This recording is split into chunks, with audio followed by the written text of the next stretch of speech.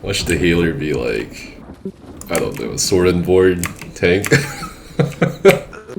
PvP healer. Yeah, that's pretty much it. Anyway, to start off, thanks so much for agreeing to this interview. I hope neither of us regret it. So, depends on the question you ask and how stark you actually like today. There's a few questions for sure.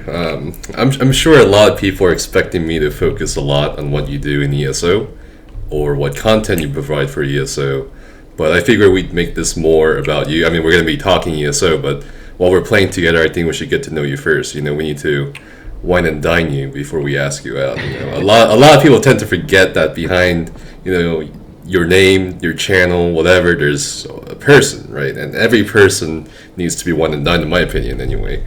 So first things first, I'm atheist, and you're the Asian god. Does that mean I'm wrong? By definition, yes, because clearly I'm a god. Damn. Although, if you see the post on TRE, clearly I am not actually a god. I'm supposed to be a dunce.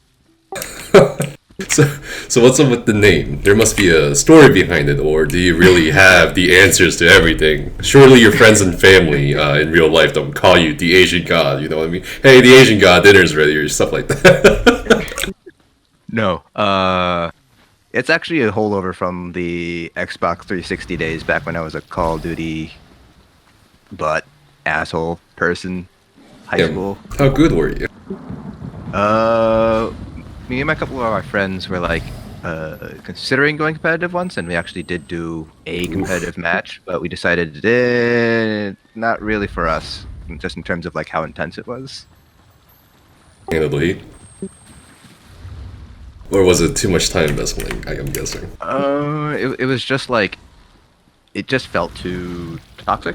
Okay. Like we joke about how like, oh, did you end up queuing yet? I don't know if you ended up. Oh, I'm the lead. I'm so stupid. Hold on. Let me, Yeah, but it was mostly the fact that, like, you know how the whole Halo shit is like, oh, look, you're playing against, like, 12-year-olds that are screaming kind of thing. Like, kind of similar to that, except not as, yeah, it's basically just, it was not a good environment. Decline the invite. No, that was me. I queued us up for normal. My bad. So without the words the, Asian, and God, how would you describe yourself in the context of being a content creator? Or rather, for any viewers watching this who've never heard of you, what kind of content should they expect from you? Definitely more PvE. Definitely a lot of trial stuff, but I also do like hard mode DLC dungeons. I do those a bit with friends from Mayflower. It's like that. They shouldn't really like people who are coming into the channel for the first time. They shouldn't expect any sort of PvP stuff. Like maybe I'll put something down if I feel like, hey, I might as well do something different today or this week. But it's mostly just going to be like raiding, raid stuff, theory crafting for PvE. I've never really enjoyed PvP too much in any game. Well, that's interesting because you said you used to do a Call of Duty. That's pretty much PvP. Yeah, which is pretty as PvP as you. How are you dead already? I'm dead? Yeah, it says you're dead. I'm on the loading screen. What? Oh, here I am, dude. Oh, there you go. Alright. Okay, we have what seems to be a necromancer healer. Necro healer. Or something. I don't know. But anyway, ever since you seriously started putting out content for a bigger audience in ESO, a lot of people have called you the spiritual successor to GilliamtheRogue, who also dealt with a lot of math and theory crafting in ESO, and who's actually since gone on to actually working for ZeniMax. So first question regarding this, do you think that's accurate, that you are the spiritual successor to GilliamtheRogue, that you are continuing some sort of his work that he's left behind? To a certain degree, I do agree with that statement. It doesn't feel like there are a lot of people anymore who do kind of go behind the, like, break down the mathematics. But I also don't think I'm quite as good as Gilliam is in terms of just like PvE stuff. Because I know he used to be what, Night Fighters, I think, or Night Fighters, Order Mundus, I believe, and something else prior to that. yeah, like he was a really high-end raider, and I still consider myself mostly like mid-tier, high mid-tier. How do you define mid-tier and high-tier? Because everyone has their own little definitions. Yeah, I mean, for me, high tier is like you're going for scores, you're going for, you know, competing for those top end scores and stuff. And you know, the guilds I'm in, we're not really about that. We're more about like clearing things, getting some achievements, and just having fun. Which, you know, high end guilds, you know, a lot of it is having fun. Like that's your fun, right? Being able to get super high scores. But yeah, that's how I would really define high end like PvE. Like if you're at the stage where you're mostly competing for those leaderboard spots. Would you ever be interested in working for ZeniMax Online Studios, like Gilliam was, or not your thing? No, that's definitely not my career choice. I know a little bit of coding, but it's not really like game coding. It's like statistical coding. So like first of all, I wouldn't even be qualified, but I don't really have any interest in joining that sort of like game developer, I'm guessing. So you're definitely a numbers guy, though. Like me, I can barely add two numbers together most of the time. I'm like the anathema with your godliness, basically. Does mathematics somehow have an important role in your everyday life or career or something? Because I know you mentioned like you were at an academic conference, I believe. Yeah. So yeah, maths is a pretty big part of my at least the past 3 or 4 years, but it's always kind of been with me. So my master's is or well, it's just my academic interest just kind of lied in that direction. Right. I got my master's in biostatistics. I'm doing a PhD in epidemiology, which involves a lot of statistics as well. So it's just something that's always kind of really interested me. How can I use numbers to predict things and, you know, a kind of, you know, Asian pre-med kind of thing. How can I tie that into like medicine without actually being medicine? Because med school is not right for me. Figured that out pretty late in my college career. Where is this healer? Jesus. I don't think they're ever gonna come here. Yeah, they're still all the way up at the entrance. Well, might as well start and see where this goes. We're gonna pull. So anyway, this interview could be watched by a lot of people, from new players to potentially the staff from ZeniMax Online Studios. If you had to say whether or not ESO is worth playing, why would it be so either way? If ESO is worth playing and why? Yeah, worth playing or not, yeah. I think it's worth playing. Why so? I do say, I think the biggest draw of ESO, this is coming both from like an endgame and also from a more casual perspective. Like it's really casual friendly. Because I know MMOs generally have this sort of, have this like, oh, you have to invest. Oh no, you're dead.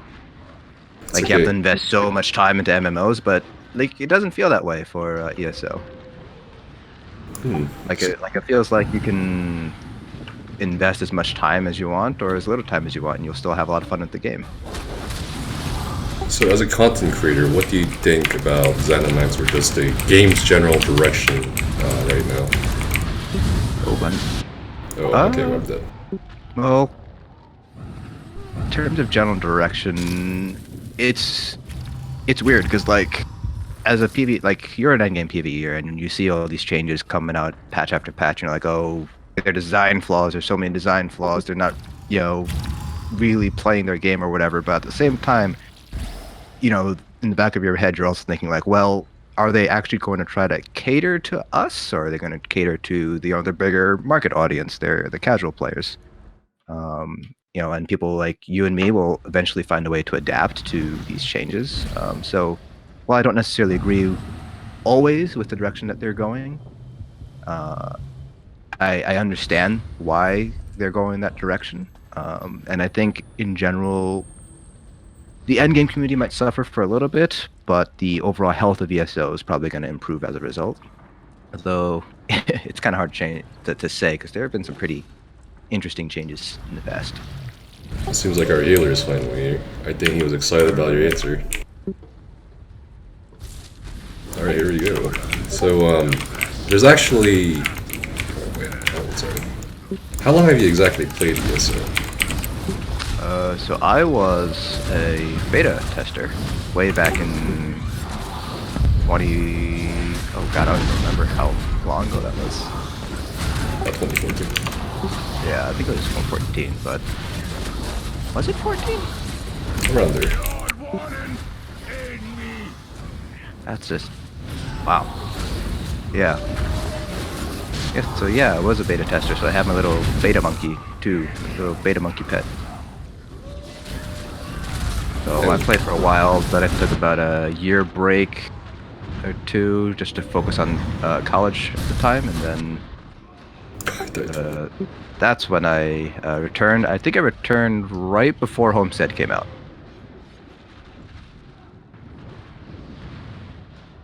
There's actually a lot of math involved in ESO behind, you know, resistances, penetration, champion point, jump points, and so on. What's the number one thing that people often get wrong or misunderstand mathematically about ESO from what you've seen? Oh dear, this boss is dead. harsh. Holy, we didn't even kill it. It's 2.4. Yeah. You know, it's hard to say because for them, I haven't really like, because I, participate via YouTube comments with all my watchers and things like that, but I don't. It's hard to say what thing people seem to get wrong the most. If I have to say one thing that I see people usually mess up, it's normally thinking that things like minor berserk or minor vulnerability actually are a flat 8 or 10% increase when it's really not. But that's understandable because a lot of them don't. Most people don't know the actual damage calculations in ESO. Alright, so here's the math question. If Daedra A is moving at a rate of 5 meters per second from Cold Harbor to elsewhere, and Daedra B is moving at a rate of 5 meters per minute from Mournhold to Cyrodiil, how many grains of sand are there in the Alikir Desert?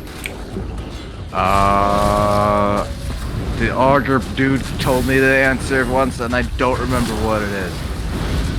I'm gonna say several sextillion grains of sand. I have no idea if that's correct or not. But anyway, here's a real math problem with ESO. Do you think as a mathematician that it'll ever be possible to achieve, from what you've seen so far, true gameplay balance in ESO, especially in regards to how both PvE and PvP is intermingled, and that skills are being balanced for both sides at the same time, like for both sides? I honestly don't think so. And then part of it is like it's the nature of MMOs. There's always going to be something that's just a little bit better, but it's also if you're trying to balance for both PvP and PvE, it's they're just so much. They're just completely different like games essentially. Like PvPers and PvEers play the same game, but it's a completely different environment. So I'd say like no, I don't think we'll ever be able to get like true balance unless you're like everybody only gets to use these 5 skills and that's it. Let's talk about your superhero origin story. We know you played in beta and you came back for Homestead, but how did you actually start out as a content creator in ESO? Were you a role player before? Were you the guy in zone chat saying Razum Dar's penis isn't barbed? Or how did you get to where you are today, basically? It started way back. This is probably just after Homestead came out. Yeah, it was just after Homestead because I remember my first video was in that island house, I think. It was some house. It was definitely in a house, but at the time, I was part of another guild, Shogunate, and one of the people there were like, "Oh, you like to help out people with build stuff and things like that.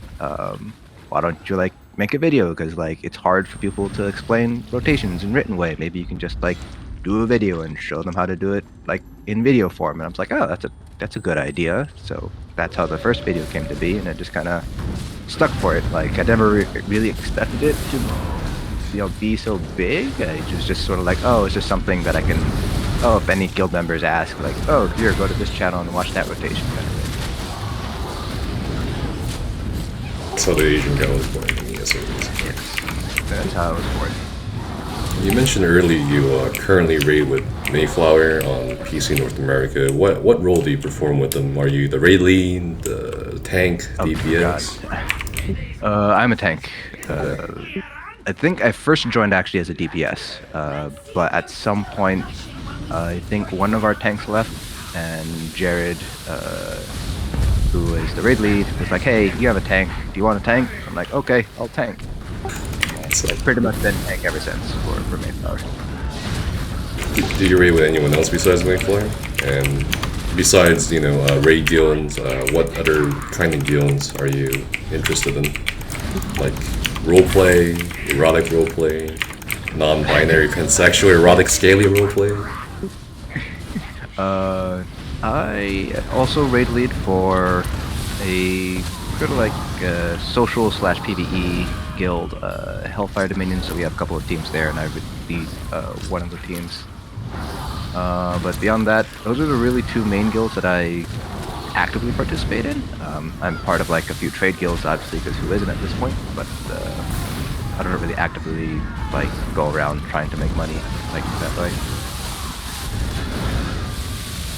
So, do you have a favorite role or a favorite class in terms of PvE? Tanking. I love to tank. That mostly is because that's kind of what I was pigeonholed into, just because they're like, hey, you have a tank. Those are really rare. We want you as a tank, but I'd still say tanking is my favorite role, just because it's kind of a game in itself to, get your uptimes as best you can and make sure everything stays taunted and you stay alive. That's a very interesting response, considering a lot of other endgame PvE tanks, such as yourself, usually say, I hate tanking. I just have to do it because there's no one else.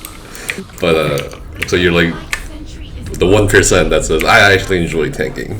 I do. Like, I'm not gonna turn down a chance to like DPS ever. Right. I certainly would like to, just to make sure I have my DPS chops going all the time. But I would not be sad if I just was tank forever for like Mayflower or something. The end of time. Yeah, basically. Damn, that's pretty intense. So what do you think is the hardest part about endgame PvE, or even just PvE in general? I think the hardest part is, at least when you're first like starting out, or just in general kind of thing. Whichever. So I think the hardest part about starting out is everyone tries to be or copy like the best people. People always try to copy Lyko's build, or try to copy, Stout Anima as a healer build if they're starting off as a healer, or Roller, or you as a tank, for instance. And it's kind of like, you don't really have to do it. Like, those people are really good, and everybody that they play with is really good, but the teams that you're starting out with might not be like, holder level of good. So I think the hardest part for people is realizing that, hey, you don't need to necessarily optimize right away to get started. Different guilds have different requirements, they have different goals, so you just kind of have to adapt to what that guild wants. Like Mayflower, we don't stack stamina necromancers at all, and we're not planning to when we eventually progress for Godslayer. So I think a lot of people kind of lose sight of that in PvE, both when they're starting off, and I feel like sometimes even when you're already in the community, you're like, oh, I have to do this, I have to do that. It's like, you don't really have to. It's really nice if you can, but unless you're pushing for scores, it's not really that necessary, is it? Basically, for you have fun whenever possible. No matter. Yeah, I think people tend to lose sight of having fun, which is really kind of the whole point of a game. Gaming in general. Speaking of Liko, he says he's very excited to watch his interview. Can't tell if he's being sarcastic or not. No, I think he's genuinely excited. So, in regards to mechanics in PvE, what do you think about them? Like, there's a lot of people saying the new trials coming out, they're just recycling the mechanics over and over. Do you agree with the people, or do you think the mechanics need Oh my goodness, I'm gonna die. Sorry. Do you think like the mechanics are? What do you think basically about the mechanics? To a certain extent, it's kind of like there's only so much you can do with mechanics before you have to end up recycling them. I don't think it's necessarily a bad thing to recycle mechanics, but every time you do it, I feel like you gotta add a little bit of something extra. So take like the best one that comes to mind is the new dungeon that's coming out in Scalebreaker, Moongrave Fane. One of the bosses has a very Zasasha-like mechanic where you have the shield, you gotta DPS the shield down. Oh god. But they added in some extra mechanics to it which were unique. So I feel like, you know, in that instance, sure, it's okay to reuse mechanics, just make sure they're adding something unique or interesting to it. But something like Blackroach Prison, I think that was just lazy design, especially the 4th arena was basically, hey, we're just going to take the first 3 and put them all into one arena. And you didn't enjoy that part? That was probably like one of the hardest parts to figure out first. It's ridiculous. Yeah, especially when we were trying for Unchained. That Right. it was either the 2nd arena or the 4th arena that got our butts. What's your favorite trial in terms of that context, like, in terms of mechanics? In terms of mechanics, so keep in mind that I'm kind of biased because I am a tank. I really like off-tanking Asylum hard mode. It's really super involved and it's really fun to do. Oh yes. You're literally like the 1% of all the tanks I know that everyone hates off-tanking and main-tanking Asylum Victorium, and you're just like, I love tanking Asylum Victorium, you just put me in it, coach. It's okay, I would not main tank Asylum, that's just boring as shit. Okay. But the off-tanking Asylum, when I was learning it, was a lot of fun. I really enjoyed it. I see. Oh my goodness. It's kind of rough without a healer, you know. But we're still alive, we haven't wiped yet. We wiped plenty. That's what are you talking about? Not since our last wipe. Rip the speed run. Okay, so like 40 minutes. You make a lot of content regarding theory crafting and builds for ESO. Just to get an idea of your process for the audience, what's involved? How hard is it to make these videos, to do all this calculations and all that? It's not usually that difficult because the math is. It's not like, you know, you have to do calculus or anything. It's pretty much straight arithmetics. So are the DPS gonna survive this or not? I'll have to take it slow. Yeah. Alright. But the general process is, you know, figure out a question. Normally it's like, okay, do these two sets, how do they perform relative to each other? Or, you know, what's something that this particular class or role can potentially make use of? And from there, just figuring out what's the most relevant calculations to figure out. So, like, the new way of martial knowledge, that one's pretty easy because it's just, okay, just take a look at damage taken debuffs and, you know, compare that to how much increase you get from using Alkosh. So the process itself isn't that bad. It's usually coming up with ideas because ESO's update speed is not particularly fast. It's like, what, once every 2 months or so you get a big update? Some will say it's a bit faster. Or do you think that's fine? Every 3 months is a new update. Well, the other MMO I used to play was, I think everybody used to play this, but RuneScape, and they usually had update, usually every week or every other week you would have some big balance change, like they changed one set or something, or introduced some content that introduced some new piece of equipment. So, like, compared to RuneScape, it's a little bit slow. But maybe compared to other MMOs, it's a little bit fast. I'm not sure.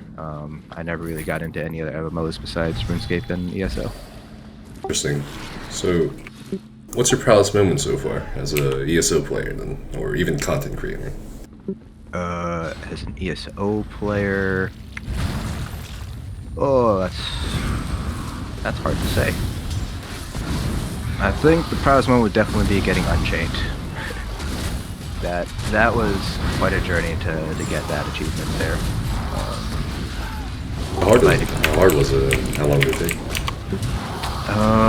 So it was 3 other people from Mayflower. So we had a healer and 2 DPS from Mayflower, and we decided, hey, we're gonna go for Unchained. And I think it took us the better part of... We ran every week on like Wednesday nights. I think it took us about 2 months to get it down. Once a week, basically? Yeah, once a week, yeah. For about 2 hours. It's not too bad. That's not terrible. Like, that's about what, like just under 20 hours, I think. Now that you've done it, what's the part you hate most about Flappers? I'm assuming it's stage 4. Yeah, stage 4. Stage 4 is just a right pain in the butt. Dear God, there's just so many mechanics and final boss. The strat we were using is just really risky, high risk, high reward, but you kind of have to do that to get the achievement. Oh no, heal me. Oh no, we don't have a healer. Oh yeah, our healers. Well, we got a new healer with the dungeon cube finder. Going off of that, in your opinion, then, what is the hardest content now, right now in ESO? 4-man is still definitely Black Rose, but 4-man's not that many options for 4-man. But for 12-man, I'd still say Cloudrest is one of the hardest contents, next to Asylum. What do you think that is? What's that? What do you think that is? I'm sorry. Alright, you're gonna have to say it again, sorry. What do you think Cloudrest is the hardest content in ESO at the moment? Mainly because of the amount of raid awareness everybody needs, particularly the DPS. So like Hellfire Dominion right now, we're progressing through Asylum, and one of the biggest weaknesses of our group is that sometimes the DPS are just not very aware of what's going on. And that's not a skill you can like necessarily teach. Like you can say, like, okay, here's what the boss is gonna do. Here's how we deal with it. But ultimately, like teaching raid awareness, that's not really something you can do. I think that's one of the hardest parts about being in a raid team or even being a raid lead. That you can't teach certain things to people even after so long. Would you have any advice for the people who can't seem to get the hang of it? I would say the biggest piece of advice that has helped me as a raider would be just looking at other people's streams and kind of seeing what they're doing, preferably from obviously your role's point of view, which makes it a little bit more difficult for healers and tanks. But that definitely helps out because you get to see what they're doing, what order they're doing their sort of abilities in, what they're prioritizing, and especially with things like ESO logs, if there's any publicly available ESO logs on the website, definitely check those out too. I think that's probably the best way to kind of improve things like that. A lot of people in this game often, for whatever reason, argue which role is the hardest, but a lot of back and forth. What do you think is the hardest role in ESO? In general, or just to master? I'd probably say DPS, and I know people are probably going to give me shit about that, but I honestly think like being a good DPS involves paying attention to a lot of different things at the same time. You have to do your rotation. You also have to do any mechanics that are happening. You kind of have to pay attention to your positioning. And people seem to think, oh, it's really easy to get super high DPS. Look at all the really high DPS that are out there, but like. That's because you have like 8 DPS in a raid versus 2 tanks and 2 healers. I'm not saying that tanking and healing are necessarily easier, but it's just a different type of difficulty. And at least to me, I think DPSing is one of the harder things to accomplish in the game. Like doing very good DPS in a raid is tough. You mentioned ESO logs earlier.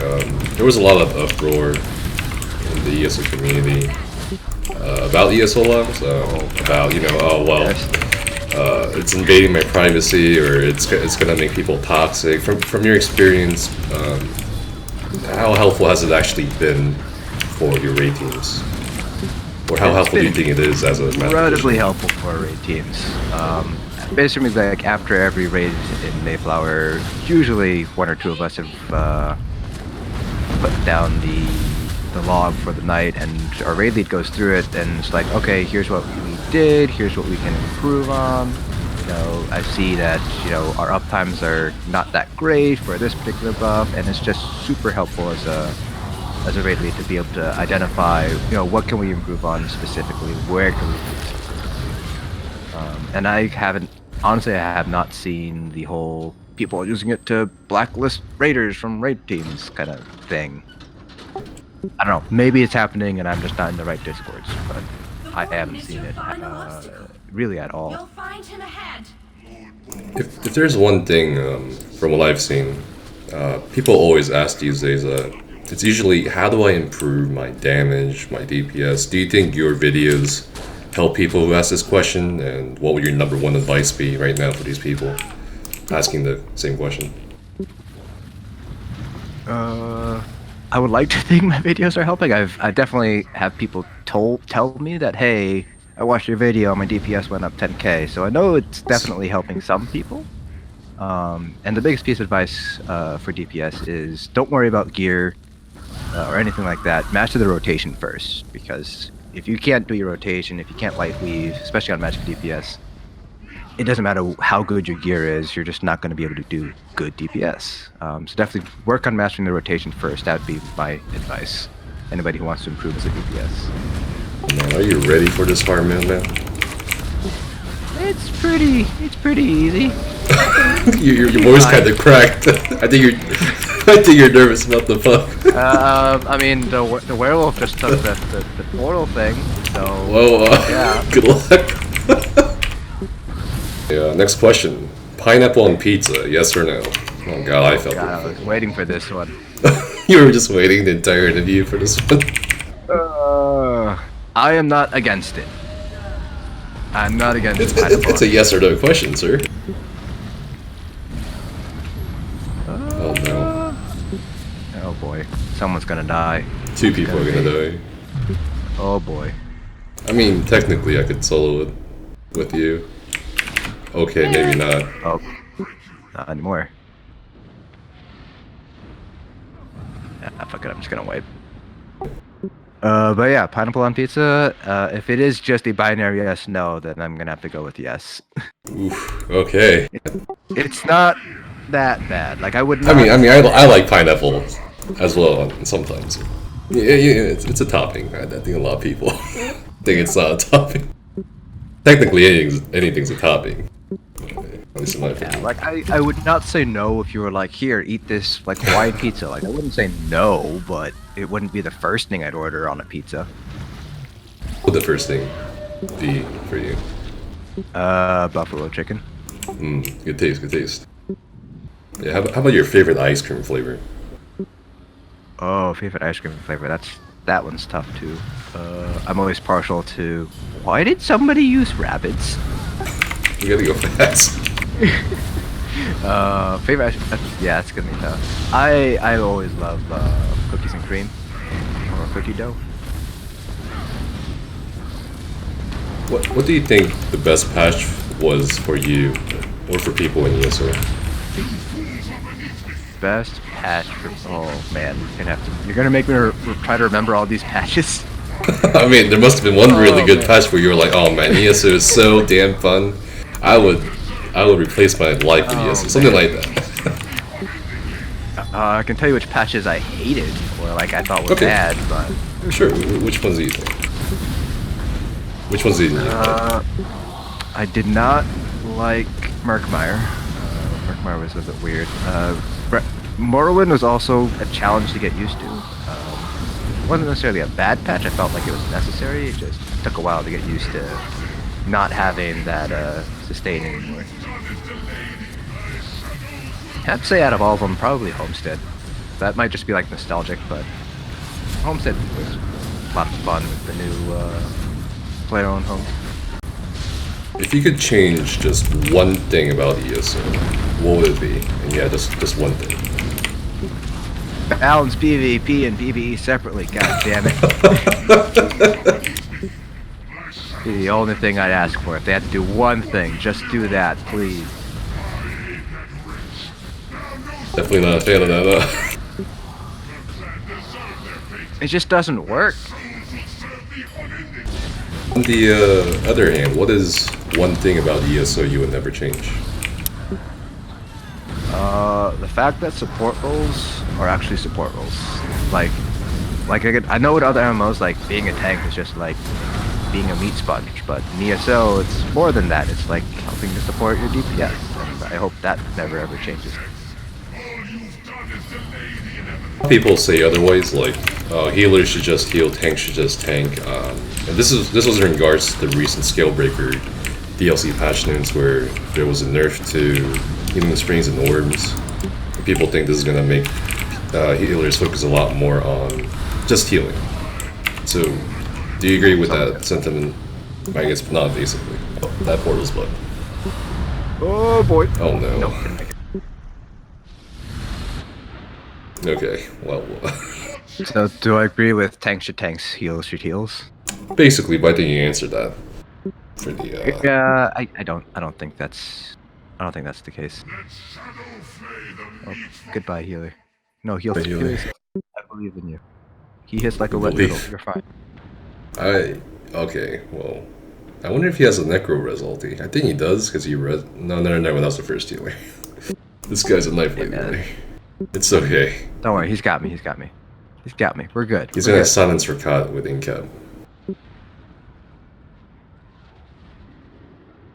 Fuck you. I'm just gonna bury that shit. Nice.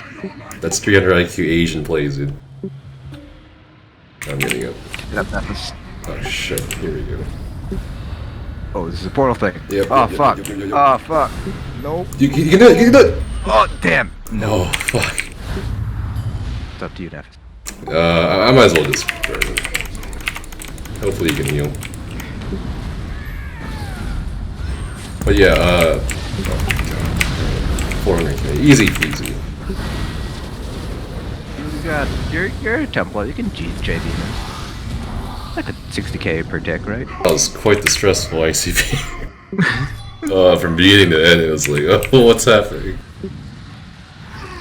Okay, so if you were stranded on an island, and you had one other ESO player with you to survive through the ordeal, who would you choose? Just one other player. Oh, one ESO player. On an island, stranded. You gotta survive together. Just a little man. One ESO player. I don't know. I would say Tabby because she's super smart, but she's like astrophysics smart, not like survival smart. Astrophysics will somehow play a part in survival. Yeah, like, I don't know, just like, she's smart, she has one of those doctoral thingies. Maybe she knows what she's doing. But yeah, I don't know. Okay, so... Or maybe like Kala, so like he can like hold me with his big burly arms while I cry myself to sleep. Okay, now if you had to choose another ESO player to raid with you, and you had to clone them 10 times to get a raid team together, who would you pick to clone?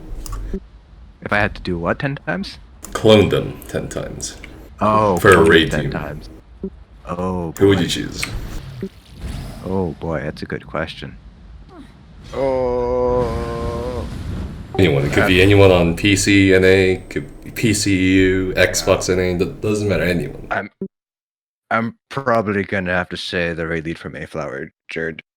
He's just such a great guy. Like I can see myself raiding with 11 of him and being just like the happiest, go fun, like super casual but still super serious at the same time. It's pretty cool to know. I think you've raided Jared in the past, right? Yeah. He's a chill dude, for sure. But I think you just kind of broke the hearts of everyone else who wants to be the Asian god Bay. Look like Jared gets all the attention. Everybody, you just got to be Canadian and you got to be super nice. Well, would you ever consider making content for other games in the future, or is ESO going to be your main thing for forever on your YouTube? I would definitely consider like making content for other games. Probably not like the same type of content that you do for ESO. Really? What kind of games? Oh, I've been playing Dragon's Dogma quite a bit. You've see me on like Theory, you'll probably see me playing Dragon's Dogma. I also do like Dungeons and Dragons, which is more of a tabletop RPG.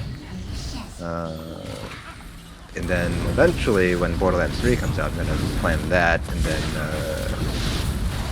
whatever that game is, I forget what it is, the one another planet or something. I forget what it's called, like Outer Rims, Outer Worlds, something like that. Yeah. So it'd be more like a let's play thing, less of a hey, here's how to make the beefiest dude in Borderlands 3 kind of thing. So coming back to the topic of ESO, there seems to have been a few people from the forums or elsewhere that think you're toxic because you assert certain stances on certain things in the game. What do you have to say about some of the reactions by some of these people? Hey man, it's just a game, chill. Well, I think there was a forum thread a while ago that was saying some stuff about you and Outcast and how you guys are only promoting best in slot or something like that. That's toxic. Wait, but that promoting the best in slot is toxic? Something like that. I wouldn't say it's toxic. I think what people have to remember is the environment that Outcast and I are used to raiding in, and I've done plenty of like off-meta builds. Like I put out like here's a Ice Warden build, for God's sake. Like how off-meta is that? Like we just have to realize like what are your expectations going in? What is it that you want to see from a content creator? And you know, maybe instead of coming to my channel, going to Outcast channel when you don't want to do vet trials, maybe check out another streamer or check out another content creator who does content that's more in line with what you want to play. Like there are plenty of our peers and more casual players that also stream. It's not just like Outcast and me, and that's pretty much it. Oh, that's rational response. Yeah. A lot of YouTubers get sorry, go on. Yeah, I mean it just sort of baffles me that people are like all up in arms, like, oh, Outcast and Asian God and you know whoever, like, oh, they're so toxic because they're promoting endgame stuff. It's like, well, you don't really have to watch our thing. You know, a lot of YouTubers get weird or crazy comments. What's the craziest thing someone said on a video of yours so far? From what you can remember. What I can remember. I mean, there must be a lot. Yeah, the most recent one is the whole Mystic Raven's thing about being a dunce, because I don't think I've said anything to him since that one video that we did, I did. Like, I think the quote was, "You're not the Asian god, you're the Asian dunce." Yeah, something like that. That's pretty interesting. Sometimes he comments from time to time on my videos. Like that was the most recent one. He's always a real kicker. But no, most of the comments are pretty tame. Sometimes I do have to kind of remind people, hey, be respectful of each other. It's okay to have differing opinions. Just don't call somebody an asshole or something like that.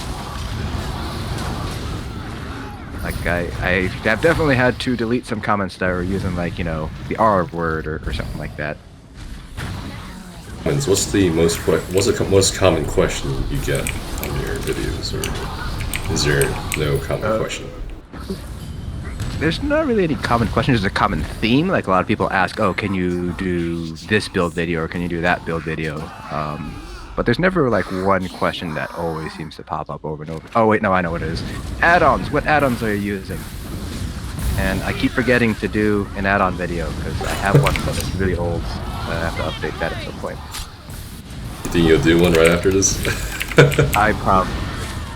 Just so I actually remember. Okay, here we're pulling the boss. Yeah, man, no wait. So speaking of your YouTube channel, what are your plans for the future? Are any big plans or projects besides, doing the add-on video you're gonna embark on, or any personal goals for ESO? Currently the plan is to kind of keep on going through all the PTS changes. I know there are a couple of bugs that need to be fixed before I can actually do some of my tests, but that's the immediate future. Gotta start thinking of build ideas for when the patch goes live, so I can get those out real fast. But beyond that, I guess it's just wait and see how the environment goes. At some point, I am going to end up leaving ESO, just because real life things. But hopefully, I'll be able to stay here for another, at least until the next chapter. Do another year. Don't go. You're gonna break a lot of hearts. Everyone has to go at some point. I hope I can stay. I hope I can keep on going. But part of it's going to really depend on what happens in the next year or two. In terms of when I real get life into my and stuff. dissertation thing, yeah, with my academics and things like that. And you mentioned in passing earlier on in the interview that you and Mayflower are planning on going for Godslayer sometime in the future. Is that also something you're interested? You're gonna be happy about going for? Yeah, I am excited to go for Godslayer. I think the only trifecta that we've pushed so far was Griffinheart, and we were gonna do IR, but we were like, oh, that's not because Sunspire is coming out in like 2 weeks.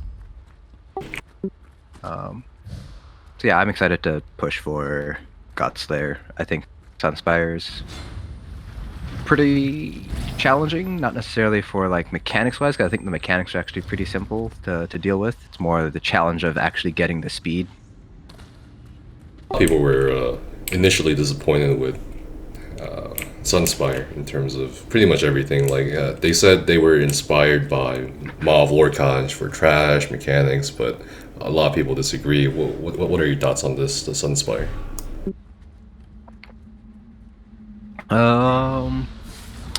So I can see them.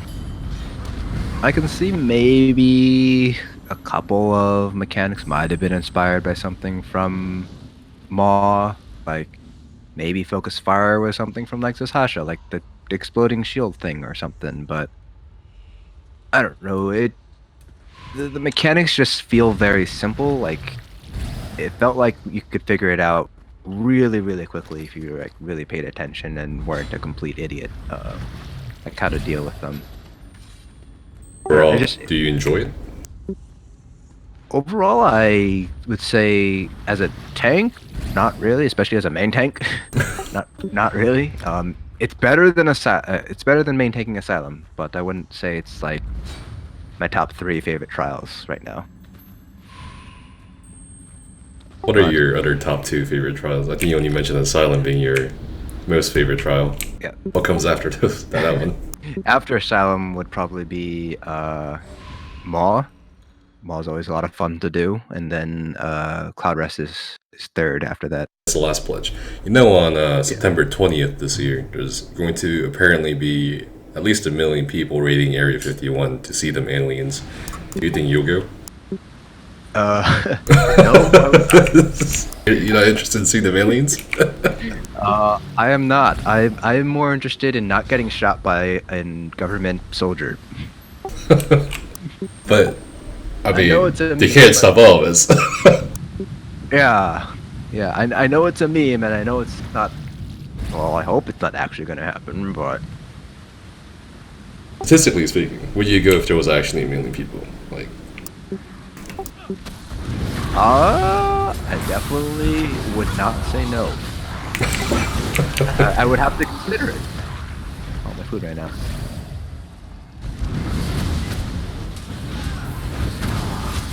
but as a math guy, do you think alien life actually exists somewhere out there, mathematically speaking? The universe is so large. It has to be like. It has to be at Area 51. It has to be there. It has to be there. Like I can't. Like the universe is just enormous. There's just no way we're the only intelligent living things in the universe. The path you're going through. Must have farmed the city of Ashquat a bit. Oh yes, trying to get that burning spell staff. And then I ended up being a tank forever. And I'm like, oh well, guess I'm not farming this anymore. A lot of people, actually never thought we'd get a 5th class, namely the Warden, and then a lot of people after that didn't really expect a Necromancer class. But in the future, what class do you think would be appropriate, like a toolkit-wise, or just a general concept in your opinion? Like in terms of what I want to see, I want to see something like a full support class, like class was designed just to support and not really DPS or anything. Like just tank and heal and support the group. So like a going to like the classic D&D, like a bard or like a druid or something. Which I guess Warden kind of falls under druid-ish. I was about to say the Warden sort of fits that. Yeah. Or it can go like just complete, glass cannon. Like this class is clearly just DPS stuff. Just hit things really hard, like a barbarian class or something.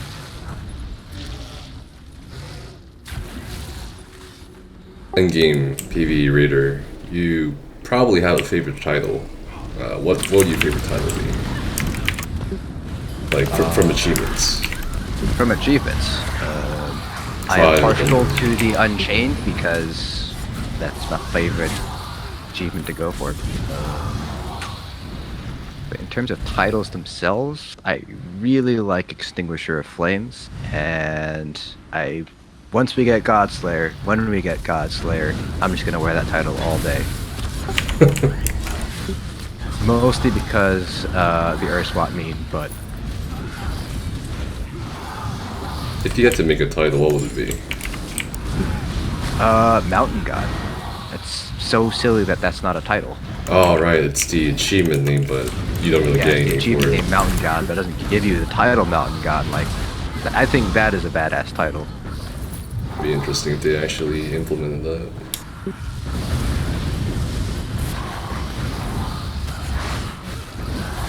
So we're talking about class just now. What class is your favorite? I think we talked about your favorite trial fights and such, and your role. But what class is your favorite? Wardens, for sure. Really? If I had to nail down like one class, one role, Magicka Wardens are my favorite. Just has a special place in my heart. I know they're not the best ever. I don't think they've ever been the best since they've been introduced, but I just like playing them. I don't know what it is. It's just like you have the bear. It's just freaking awesome. It mauls shit. Probably sound very strange to some of your audience who look to you for, like, best in slot or the correct optimized numbers and so on. Is there a particular reason why you like the Magicka Warden, or just the bear?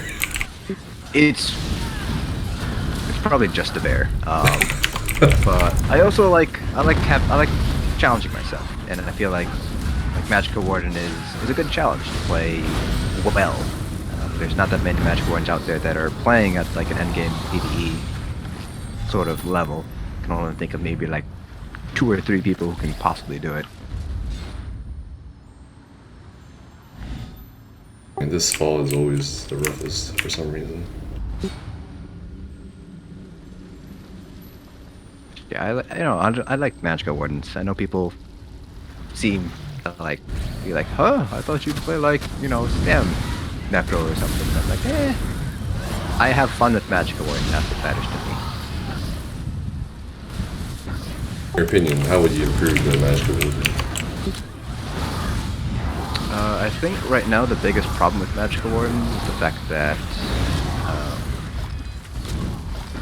I think the big thing is they don't really provide any sort of important group buffs. Like DKs provide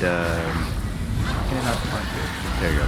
Like DKs provide minor brutality, Nightblades give you the minor savagery, but like Wardens give you minor toughness, which is like, it's okay, but it's hard for Warden DPS to provide that.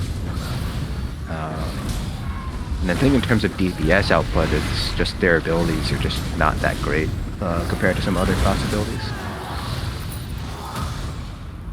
Speaking of class abilities, it looks more and more for the Scalebreaker DLC patch that homogenization of classes is going to be a thing. What do you think about this? As an endgame player, I don't like it. I like seeing some sort of class identity. But like, as a business person, I think it's inevitable. It just makes the game simpler, makes it easier to pick up for new people. Like, I know why they're doing it, I just don't like that they're doing it. People have been asking me and other people what we think about the Scalebreaker PTS patch notes. What do you think about it so far?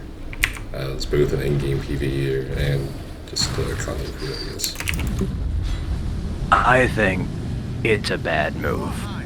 The whole patch notes, or which is there a specific part? I'd say the biggest one would probably be the healer changes. And this is not talking from an endgame PvE perspective, it's talking from just like general casual player, you know, progression kind of player. It just doesn't make sense. You're just making it that much harder for progression guilds to finish content. You know, people like Mechanical Challenge, Valor, Hodor, Symbolic, like they'll adapt. They'll know what they got to do to adapt. But for progression guilds, it's going to be really hard. Like, I want to clear proudest +3 with Hellfire Dominion before Scalebreaker comes in, because I know it's just going to get a lot harder once it happens. Won't be able to stack springs. We'll only have one orb out at a time. Healing output's going to go down. It's just not great for progression guilds.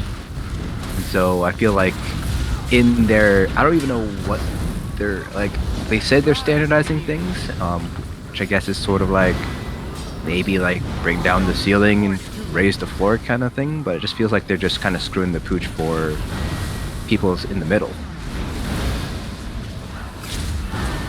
There's like that saying that goes like, if you nerf the top, the bottom is going to feel it a lot more. And I think it's true here, because endgame players, we have enough knowledge about the game mechanics to adapt to whatever changes they make. But beginner players, mid-tier players, they don't really have that.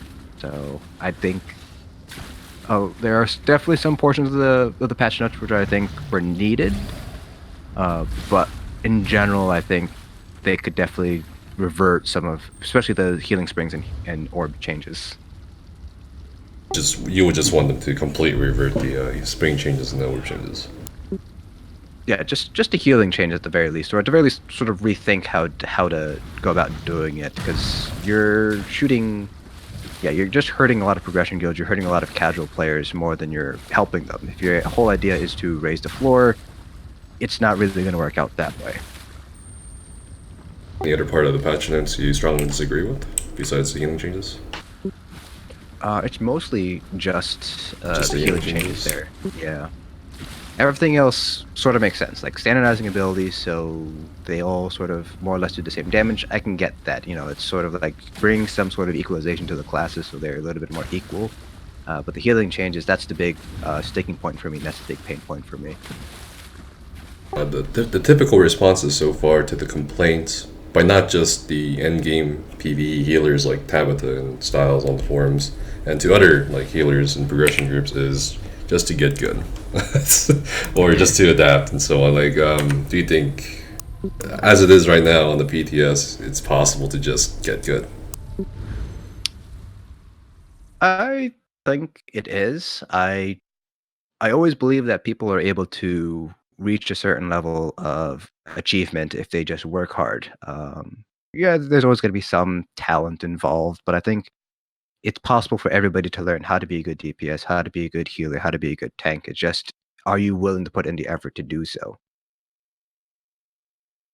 Yeah, and I've played around with two healers from Mayflower, two different healers from Mayflower on the healing changes, and they've pretty much all said, took some getting used to, but eventually we kind of learned how to, you know, use better, you know, best use my orbs or best use my healing springs. So I think it's possible to adapt to it, yes. It's just a matter of, are you willing to adapt to it? You know, how much give are you willing to give out? Right, and a significant portion of the player base don't really seem to have that much time to start with. And I guess we'll see, I suppose, in regards to the healing changes next patch. And really, I'm personally waiting for the orb change to finally occur, hopefully this coming week 3 PTS, I believe. If not, I'm not Yeah. sure what they really want us to give feedback on. Yeah. I mean, that's also one thing that sort of baffles me a little bit is that they say, oh, you should test out the changes before you know, complain about them. But there are some changes where, like, you don't necessarily need to test. You can just do the math or kind of like use common sense and say, like, hey, that's probably not a good change. The other thing, too, is like people don't run raids on PTS. Like, we go in, we, you know, make our house, we put up our test dummy, and we just run a bunch of dummy tests. I don't think there's enough incentive for people to actually go in and raid on the PTS with the new changes. Unless there's like an actual new raid that's introduced, no one's gonna go in and raid because what are we gonna get out of it? You're just basically burning up 2 hours to make progress in something that, you know, not really all that useful. Was also Before we end the interview here, I'd like to thank you again so much for agreeing. I think if I asked any other content creator right now, they'd be like, fuck you or something. To tell me to get off. But really, thank you. I really appreciate you giving me so much of your time. Really appreciate you basically carrying me for the Undaunted keys. That was my entire plan from the start. I just wanted the Undaunted keys. You just wanted the Undaunted. Yeah, pretty well, much. I needed them too. Okay. It's mutual benefits. Friends with benefits. Friends with benefits. There. Yeah. But before we end the interview, one last question. Sure. What is your favorite race in ESO? Clearly the Dark Elves. Really? Anybody who's followed my channel at all knows that Dark Elves are the best. Why Dark Elves? They just have very interesting lore. I'm sure you've talked with. Is his at name still That's Foxic? Yeah, Fox. Yeah. Like, you can talk to Fox about it, but like in Dunmer lore, I think is very fleshed out. Like at the very least compared to some other races. I also think Khajiits are really interesting because of their lore. But Dunmer, more so than Khajiits, I think have had their lore fleshed out pretty interestingly. And plus, like if you know their lore, you kind of have to feel sorry for them because like 3 of their kind basically just fucked over the entire race because hey, they wanted to have god powers. Like the Dark Elves, huh? Yep. Is your tank a Dark Elf? Tank is a Dark Elf. Everything's a Dark Elf. Everything's a Dark Elf except my Sork, who's a Breton. I have a Stamina Warden who is a Red Guard, and I think my Stam Sork is a Khajiit. But the other 9 of my characters are Dark Elves. I think that's best in the slot. Yeah. Like, people are always asking, like, why is your tank a Dark Elf? I'm like, why isn't it a Dark Elf? I get Magicka, I get Stamina. It's awesome as a tank, because you can always get more health by just, like, getting more health enchants or something. Have you tried any other races besides Dark Elf? Or did you just stuck with the Dark Elf because of the... I've just stuck with the Dark Elf. 1, because I'm cheap and I didn't want to pay for race change tokens, right. And 2, it's sort of like I'm already, like, committed to it, I'm gonna stick with it, kind of thing. The only thing I think I'd change would maybe like tank on a different race. Like I know like Nightblade tanks are a big thing in Cloudrest, or not Cloudrest, Sunspire right now, and I've always wanted to do it. Yeah, Sunspire, but like I don't have one set up. But I do have a Warden who's able to tank if I just respec her a little bit. But I do kind of want to try out the other classes as tanks. It's just DKs are just so great for progression that it's hard to justify. I'm going to do a Templar tank for my progression. I think Jared would not be happy about that.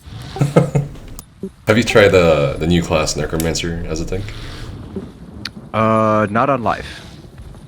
I tried it out on the Elsewhere PTS just to kind of get a feel for it. Just from my feeling from there, I know things probably have changed since then, like since Elsewhere went live. But I enjoyed playing a Necromancer tank. It's just I've been so busy with like my research position as like as my academic, as a DocPo student, along with making videos and real life stuff. I haven't had time to like level my Necromancer on live, so it's still like level 20 something, so I can't really play it right now. Well, before we end our interview, for real this time, do you have anything else you'd like to say to anyone watching? Not really. Lyko, I hope you were excited throughout the entire interview, and I hope I did not, I hope I met your expectations. And Mystic Raven, dude, fucking get a life. Why are you still commenting on my videos? Jesus. Or I should say, attempting to comment on my videos, because your comments do get caught by the profanity filters. Yeah, that's pretty much it. Well, it was quite an interesting interview. My heart was definitely pounding on some of those IC people. That's for sure. I was, it was like at this, like I was trying to ask you a question, but at the same time, I'm like Trying to DPS. like my mind kind of blanked out at times. So I just walked into a portal at one point. But yeah, thank you so much again, Asian, for letting me interview you. Really appreciate it. Thank you for giving me the opportunity. Hey guys, it's Nephis here. I hope you guys really enjoyed that interview. I certainly did. It was definitely fun getting to know Asian, not just as a fellow content creator in ESO, but as a fellow ESO player. Really go to his YouTube channel and check his content out. He has a really cool videos and really cool guides on pretty much everything. Theory crafting, builds, numbers, and if you really like his content, definitely hit the subscribe button and click on the bell if you want to ever get notified about what he does. A lot of the work he does is definitely invaluable to a lot of the community. That's why, a lot of people subscribe to him, and a lot of people recommend his videos for other people to watch, to learn from, to also learn interesting facts about ESO. So hopefully, I hope you guys enjoyed the video as much as I did, and really, really appreciate Asian for giving me his time. Time is probably the most precious commodity most of us can ill afford to really waste. And again, definitely check his channel out on YouTube, and he also does stream on Twitch occasionally, I believe, so check him out on there as well. And as always guys, stay safe, have fun, and see you next time.